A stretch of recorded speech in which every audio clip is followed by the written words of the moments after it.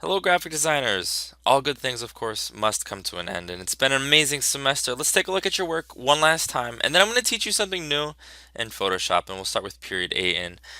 Jonathan Daytoma's got this really cool water splash effect. Well done, Jonathan.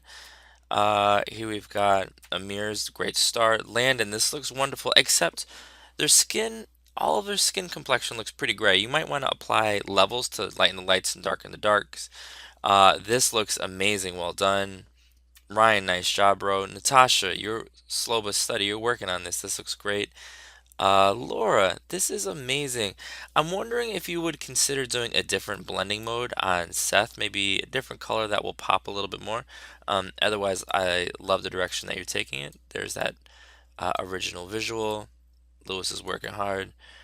Juliet, this is outstanding. This is amazing. I have a few suggestions we'll talk about in class, but love what you're doing. Savannah, this is your inspiration. Charlie's experimenting with dispersion, and Savannah, she's got that video game background, and not just one, but all three sort of segments of this poster. Love what you did with the little bit of the blurring. Well done, Amir. This looks good. Hannah, amazing. I like how you added that text. I'm wondering if you would consider adding some layer styles and consider shifting this text around in a way that you can add some contrast. Eli, this looks great. Inspired by the answer. Will Tibbles by, I'm not sure who did this, but this is a great start.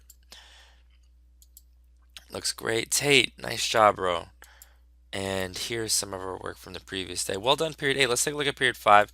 We're going to start with Jackson, and similar to Hannah, we're going to add a little bit more contrast with the dates, with the boys' schedule. We want light and dark, dark and light. It looks like Eddie. You got to put your name in the file name, but this is the buzzer breaker issue. Nice job.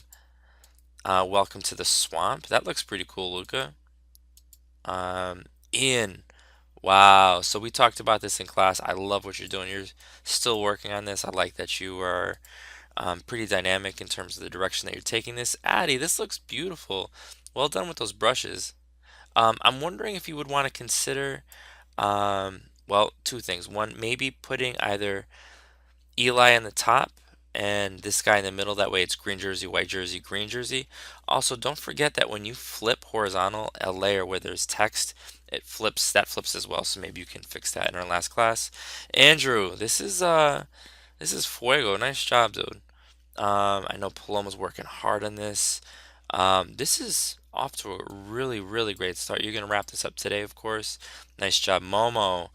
I like how subtle these effects are. You can maybe shift the players down so we can see their heads. Looks great. Julian's got this PSD. Jack, LMU Gators looks good. Well done. We're gonna take a look at a few more submissions. So Lucia is working on this based on this Charlotte Bobcats poster featuring the LMU Gators girls basketball team. Well done. I can see she's put a lot of time and effort into this. Outstanding. And we'll take a look also at Olivia's. And she, as she said to me, distressed these PNGs. We've got the really nice blending mode. You did add the basketball. I love that little detail. Well done, Olivia.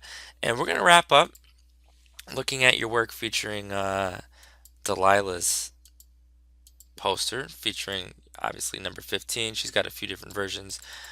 This is outstanding.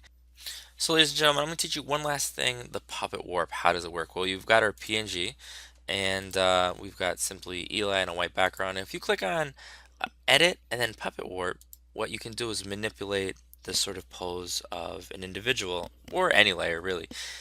So in this case, what we're going to do is we're going to change the direction, or like how he's holding this ball. And to do that, I'm going to lay down a pin at his elbow. We typically want to add it at a joint.